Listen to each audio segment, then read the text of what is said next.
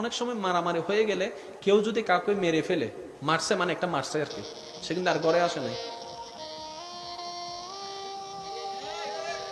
ভয়ে আর ঘরে আসে নাই, কারণ সে জানে আজকে আমার বাপে আমার ফাইলে। কি ভয়! স্কুলের টিচার এই রাস্তা দিয়ে আসলে দূর থেকে দেখছে স্যার আসতেছে, ভয়। ওই ভয়টাও উঠে গেছে, বেয়াদবি বেড়ে গেছে। আজকে থেকে 10-12 বছর আগে যারা আছেন কল্পনাও করে নাই কিশোর গ্যাং নাকি একটা শব্দ আসতে পারে। এখন অ্যাভেলেবেল দেখেন কিশোর গ্যাং। আগে একটা সময়ের মধ্যে ওই আপনার মা বাবা অভিভাবক ছাড়া সন্তানরা নেশার মধ্যে যুক্ত হতো, খারাপ কাজে যেত।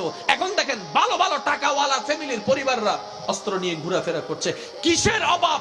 কোন জায়গায় প্রবলেম? সুশীল সমাজের কাছে আমার একটা জিনিস জানতে চাই, কোন জায়গায় প্রবলেমটা হচ্ছে? এভাবে যদি দেশ চলতে